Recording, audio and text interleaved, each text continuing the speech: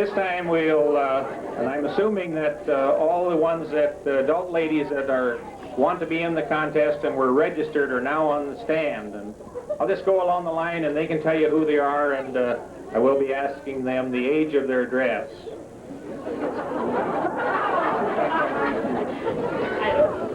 Julie Keeker, and I really don't know how old. I rented it. It's old. Thank you, Julie. Aletha King, mine's 3 years old. Betty Finistad, and I just made it. Pat Schmeling, this was my grandmother's in Emmitsburg Centennial. It's 26 years old. Bev Schneider, 3 days. Ella Ray Eglin, I don't know how old this is either. Denise Ruby, 2 months. Linda Devon, brand new. Carol Bonstetter, brand new. Judy Depew, brand new. Kay Dietrich, from a friend who wouldn't tell.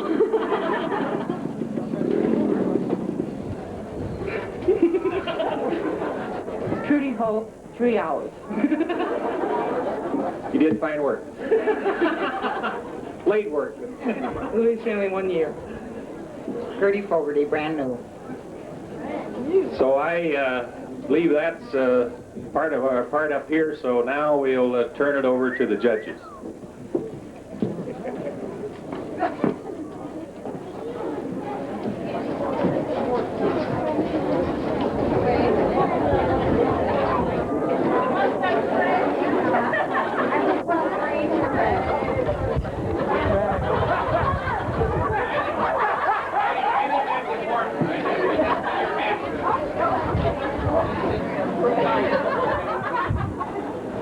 Sign up for the beard thing, or too late?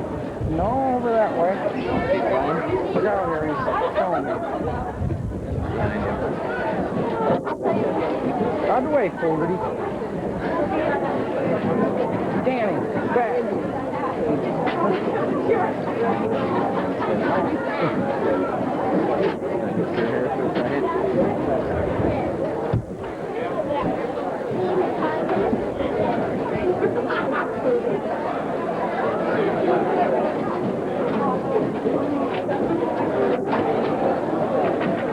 Sorry, goddamn, I gotta be in the pageant at 7:30.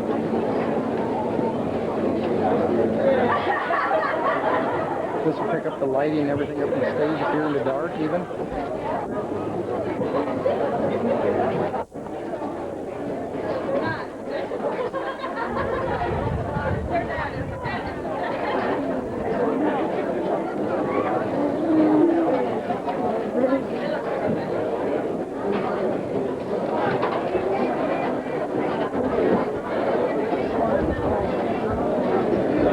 They got no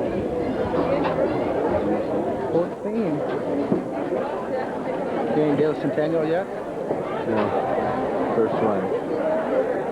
Look, I'd get about 20 tapes. Stay out, wouldn't it? Sure would.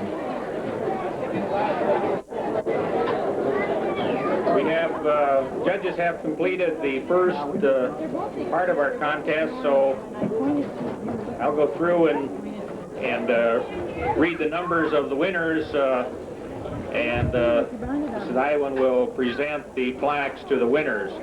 In the best bonnet class, the winner is number 14.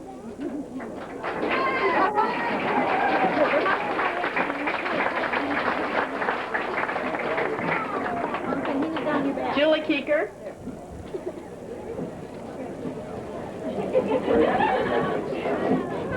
Congratulations to Julie. In the oldest dress part of our contest, the winner is number 11.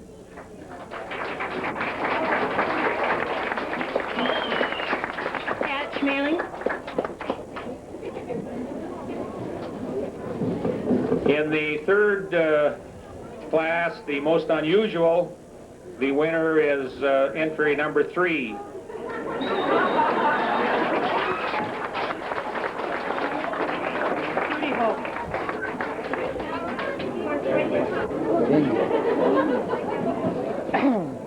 In the fourth part of our contest, the most elegant goes to contestant number 5.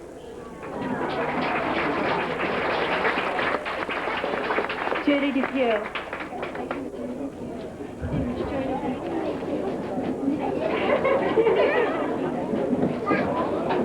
In the fifth class of our contest, the most original goes to contestant number 10.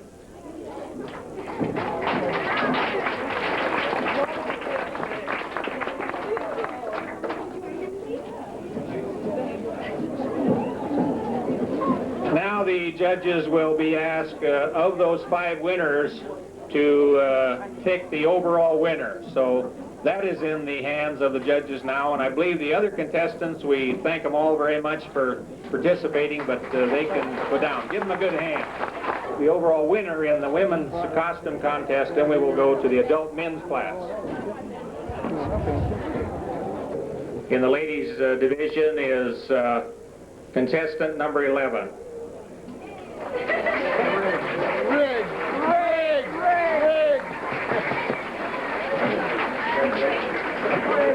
Would you want to give a little speech, Pat? No, thank you. Congratulations. I did that in jail. Right. Hi, how you It's kind of a serious crime, no pin or nothing, so if anybody wants to get a donation to keep me in a while, that's fine, but it's, you all get a chance to look at them, so go ahead there. And I would just ask you, if you get a chance before 10 o'clock, to go up and take a good look at the dolls, and then you can vote for one of them by number. I think they're beautiful, and I'd hope you'd all have time to take a look.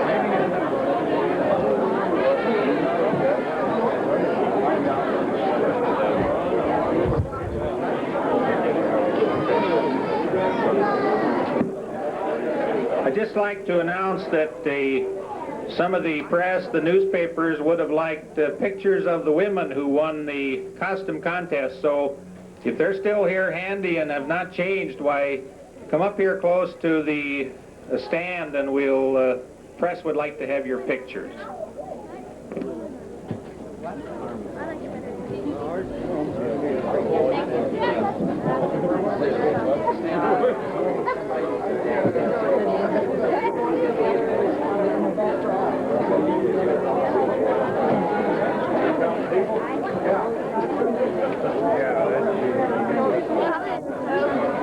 We would like the lady to come over by the corner here that had the most unusual costume in the dress ladies contest, Judy Hope. If she'd please come over by this corner of the stand, we'd appreciate it. Thank you. Rudy! Not Judy, Rudy! Yeah, she changed it. Prudy Hoke is the lady we're looking for. The judges are nearing the computing of the winner in this class. While we're waiting, I might ask if there is a camera over here taping the contest, as well as another camera over on this side taping the contest. They've asked that if I might ask you is if when I count to, say, 3, if you'd look off this way and just a short wave at this camera, and then I'll count to 3 again, and then if you'd look off at this camera, just a short wave. They would like that. So here we start. For this one over here on this side first, 1, 2, 3. Now we'll head for the other side. 1, 2, 3.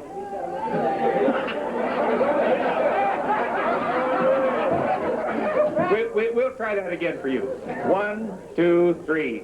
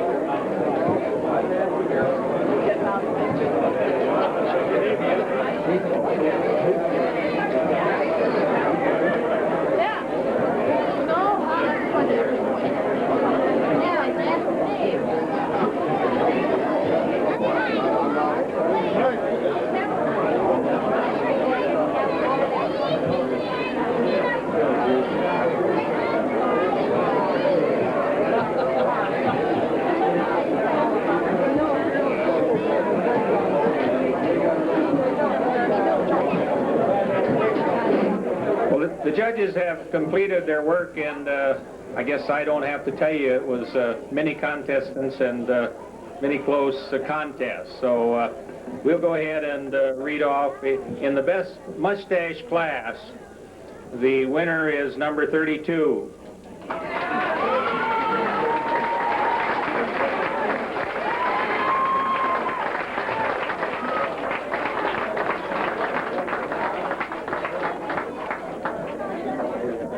The competition was tough, but I made it. T and or partial, the winner is number 16.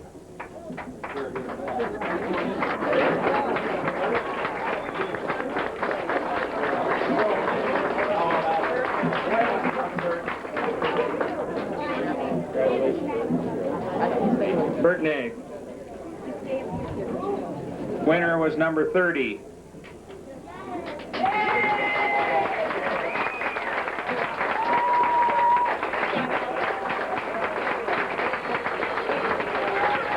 Gilbert Eglin.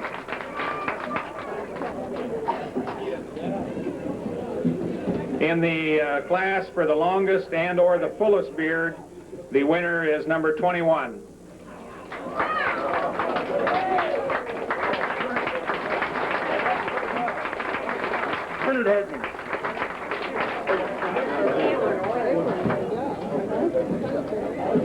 In the last part of our contest, which was the trim beard, the winner is number 25.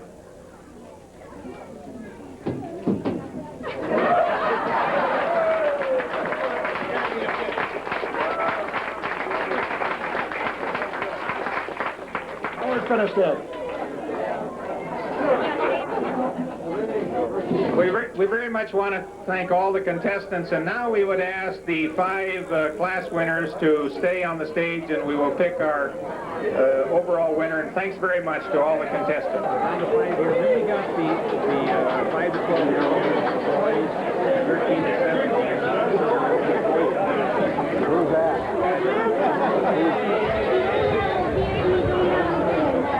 What's his name?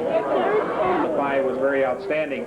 They have decided that number 30 will be the overall winner.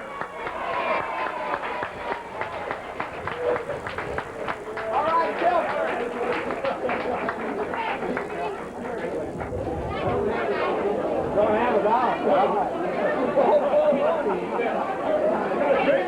I need a button.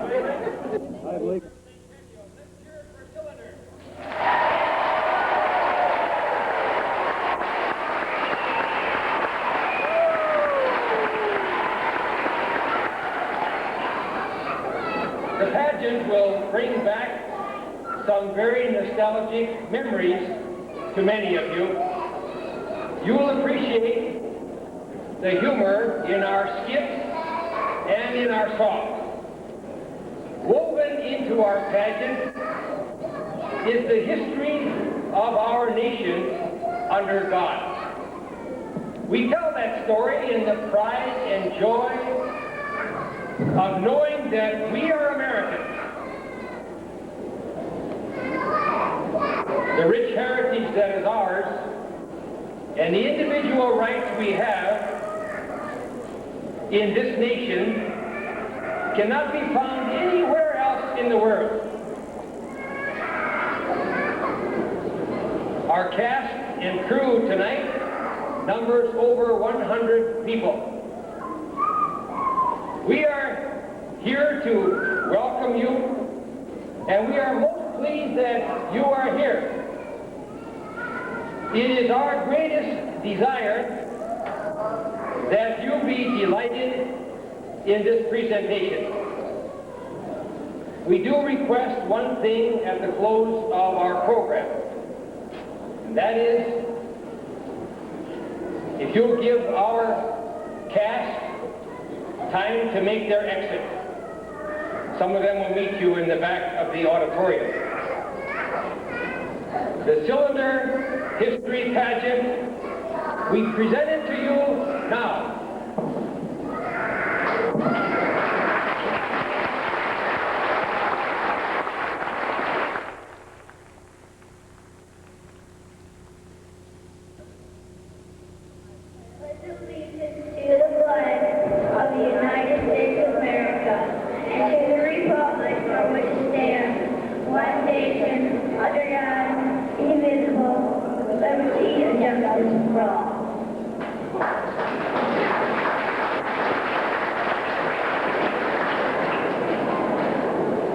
Today for our history lesson, we're going to practice our recitations about the flag. Mary, would you tell us about the design of the flag? Record shows the Continental Congress in 1777 said that the United States flag has 13 alternating red and white stripes, and the Union has 13 white stars on a blue field representing a new constellation. Very good.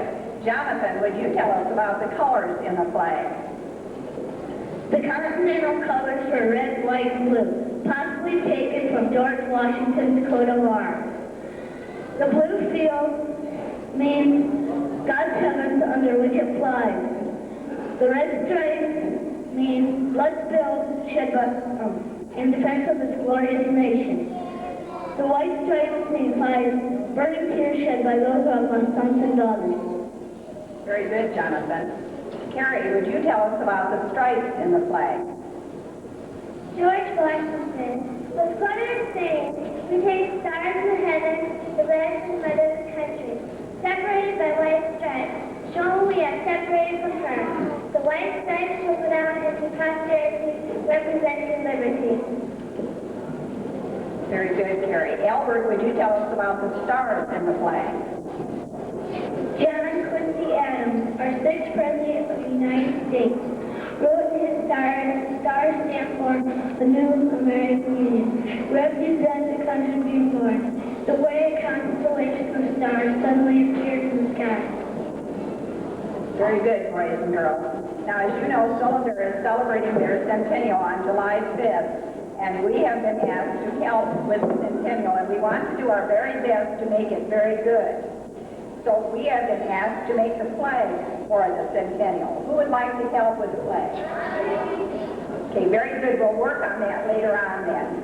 Mr. Swenson is going to make the flagpole for the flag that you're going to make.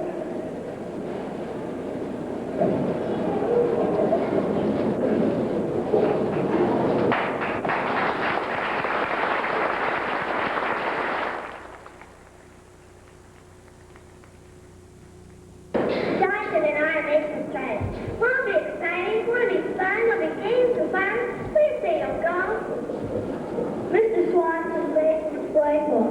Please, can we go, Papa? We have little to celebrate. We've had 2 bad years. Poor prices, bad crops, higher taxes. Taxes for roads we don't even need. Our neighbors are selling out. Holdie's lost everything he has. No, we won't be going. Let them have their celebration. We don't have anything to celebrate. Did George Washington give up at Valley Forge? Did President Lincoln give up when his country was almost torn apart by civil war?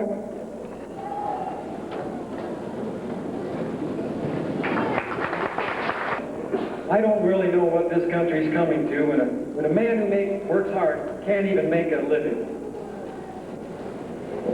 Edward, my family and I appreciate your concern. But we remember when we came to this country and we didn't have a king. We worked hard, and the land was good to us. I may have lost my land, but I haven't lost my love for this country.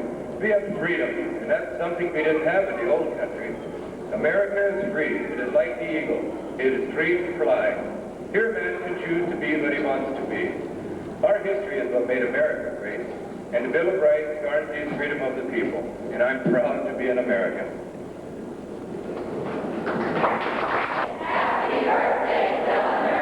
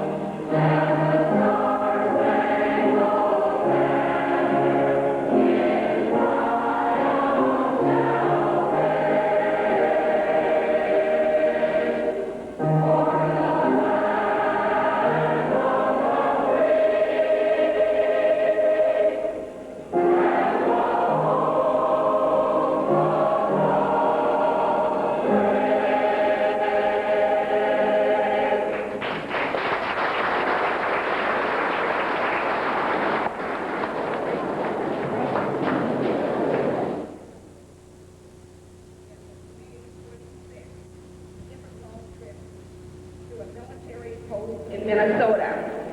There were no roads, but sloughs and deep rivers to cross. These pioneers downed trees to make a raft. They were assisted by Indians, and one, Ochi volunteered to be their guide. The camp was cheerless due to the barren country and the high water, but the first flowers of the spring had begun to appear on the bluff. This courageous party consisted of 32 soldiers, 6 citizens, and 5 women. The Indians noted that these were the first white women to see the wild prairie. To ford the water, the party would cross on a raft. The horses and mules would swim across the stream. A small platoon bridge was carried with them, and a soldier would swim across with one end of a rope. Thus they would cross the high water. On June 2nd, they came to a creek, and while burying the heavy sawmill on the platoon bridge, it collapsed, and the cylinder plummeted to the bottom of the creek. There was no way to recover it. Thus the name cylinder.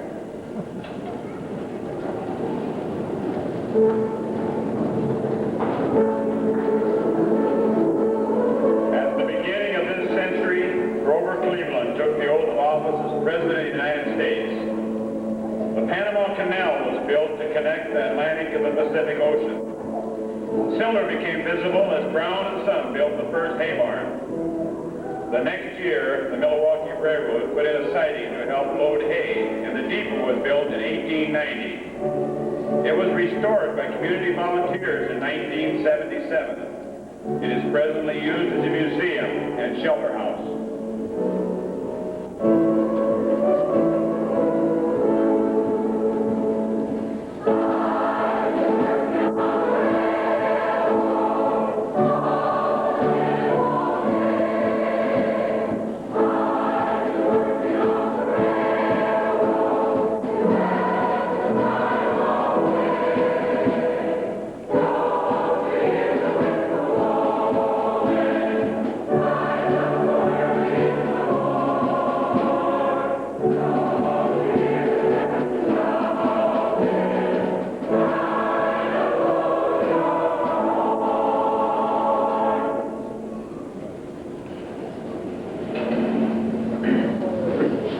With the expansion of farming in the late 1800s, there was a lack of credit for upstart farmers. E.B. Soper saw a need in organized businessmen and farmers in a banking venture. The bank was organized in 1898 and has never closed, even during the Depression of the 30s. There was a series of owners, but not until George and Paul F. Freeman did the bank become a family-owned bank. A bank robber in 1912 shocked the town, as well as the bank, when he wrecked it by blowing the vault. The sheriff did recover the $327 taken. The town supported several business enterprises: a meat market, hardware store, hotel, blacksmith shop, livery stable, barber shop, and jail. Cylinder had its own doctor in 1895, and his name was Dr. J.W. Woodbridge. He practiced here for 30 years until World War I, when he entered the service. In his absence, a Spanish doctor by the name of Dr. Ramirez came to Cylinder and practiced here during the flu epidemic. The Cylinder Post Office was started in 1903, and at that time, John Getters was postmaster. The rural route started in 1903 also, and at one time had 2 routes. Cliff Hain, some call him Buster, is our present postmaster, and Kenny Hansen, better known as Candyman to all the kids on his route, is our rural carrier. The town was incorporated in 1902 with George Wells as mayor and M.N. Olson, the first constable. There was little formal entertainment, but a popular pastime was dancing. The Freedom Lodge was a favorite place, and people came from miles around to dance. Strolling by the lodge, you might have heard this.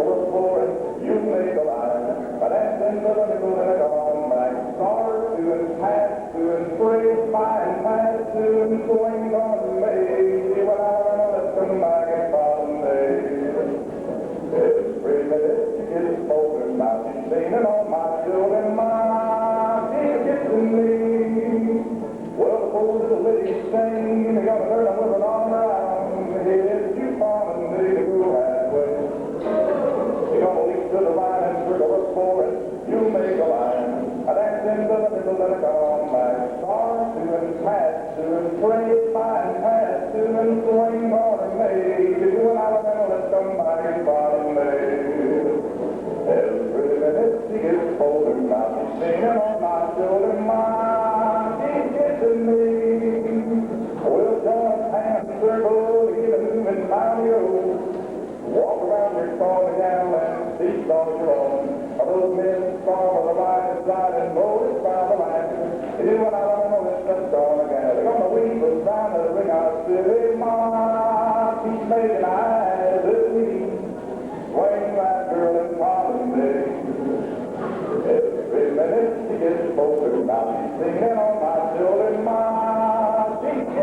Well, the poor little lady sang, they got a turn with an arm around, side you follow me, and they go halfway. You gonna lead to the right and through the look for it, you make a line. Dance into the middle and come on back. Start to and pass to and praise by and pass to and swing harmony. You do an element, let's come back and bottom day. Every minute she gets older now, she's singing on my shoulder, ma, she's kissing me. Well, the poor little lady sang, you want to turn the world around, slide you following me, they go halfway. You're gonna lead to the right and through the look for it, you make a line, dance into the middle and come on back. Start to and pass to and pray by and pass to and swing harmony. Do an element, let's come back and follow it. Every minute she gets older now, she's singing on my shoulder, ma, she's kissing me. Hey, John, and I'm dancing to the little girl walking by the lane. You better walk around the corner and you see some of your own. Those men starve a lot inside and roll that travel man. You do an element, let's call the gal. They're gonna read the sound of the thing I said, ma, she's making eyes at me. Playing your girl in the holiday. Every minute she gets older, now she's leaning on my shoulder, ma, she's kissing me. Oh, ma, she's playing me.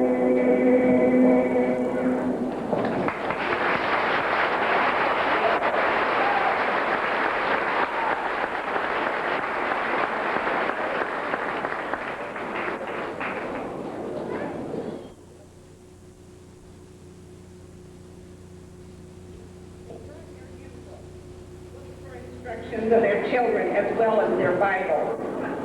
Soon after settling in their homes, they felt a need for fellowship. So they would gather in homes or the schoolhouses to hear God's word and sing hymns.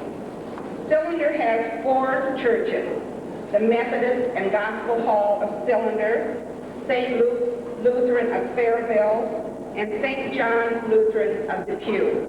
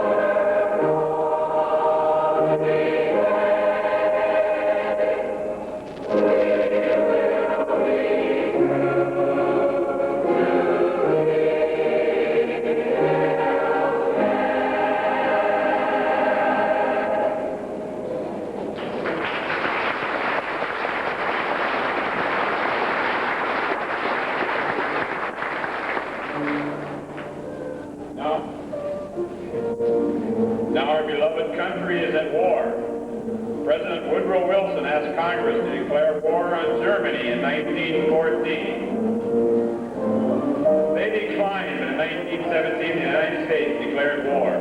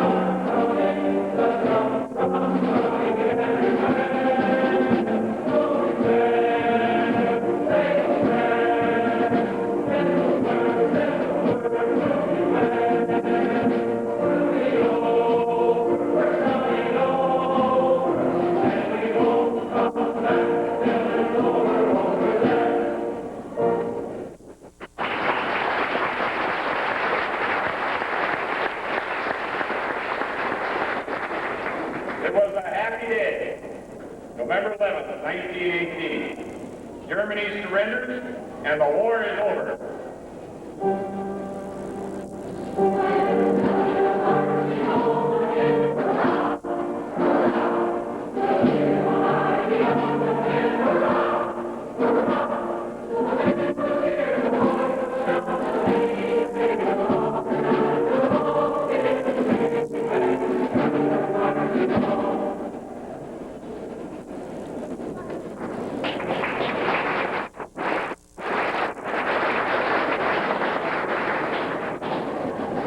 It was indeed a red letter day in 1924 when Silver voted to install electric lights. During the 1920s, the United States set off on a joyride in an era of wonderful nonsense. Americans felt lighthearted after the war.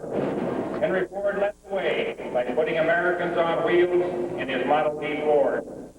Three young flappers shocked their elders with short skirts, bobbed hair, free use of cosmetics, and cigarettes.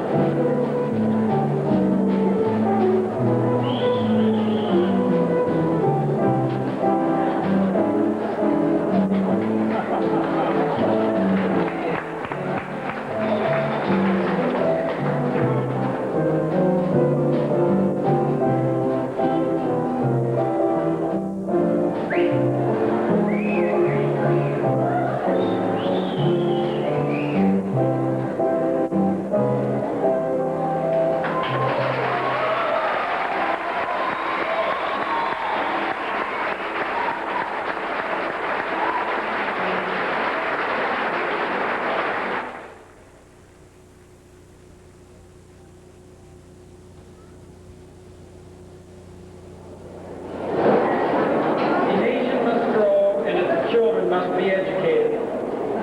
The first school was held in 1905. There the children were taught the 3 R's and also gained a knowledge of their freedom, citizenship, and brotherhood.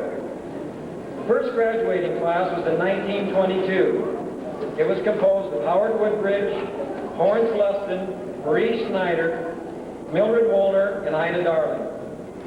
In the early 30s, the 2-story building was built, and the west addition was added in the late 50s. The class of 1966 was the last graduating class, and at that time, Cylinder joined Emmitsburg School District. The building was used by the district until 1975, and is now home to the Lakeland Area 3 Education Agency. In 1953, Robert Bailey organized the first school band, and Cylinder had its first homecoming parade. Darlene Tinnerman was elected queen. Her attendants were Wilma Osborne, Beverly Albert, Ida Cody, and Dolores Tinnerman.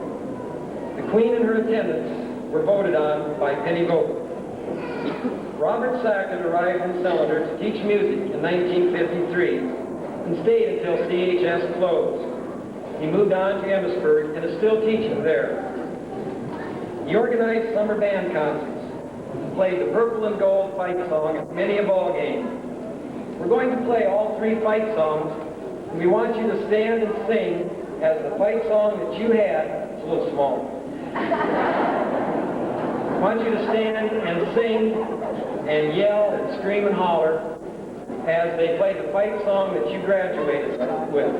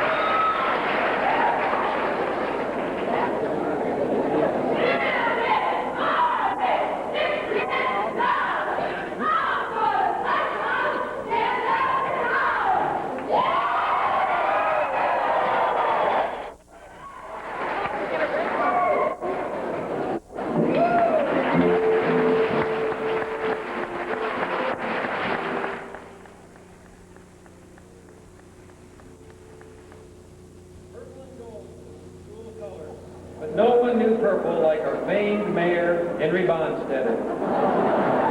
Henry Bonstetter had a purple record, a purple convertible, a purple body shop, a purple trailer, a purple race car.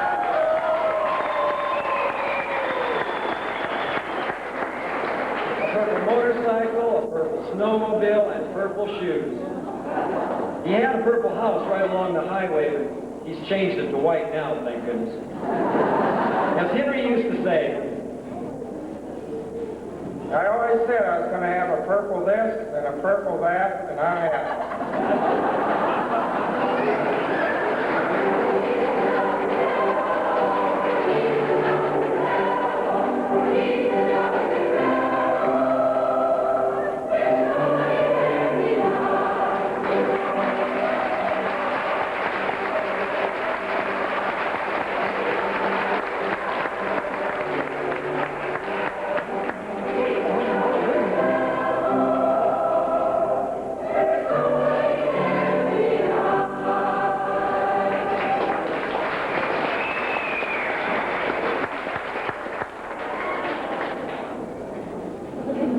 It is our heritage to be up and doing and building the ladders by which we rise.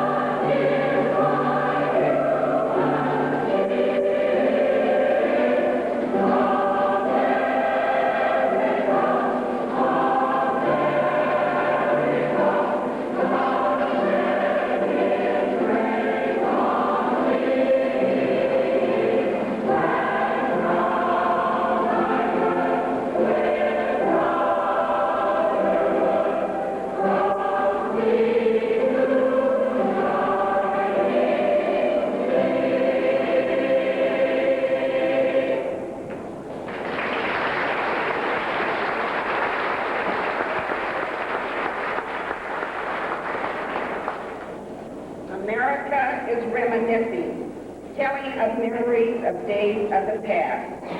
It is a make do or do without days of the terrible 30s. It is retelling as a warning the days of our shame and corruption, Teapot Dome, Kent State, and Wounded Knee. Lest we forget, America is its heritage of freedom.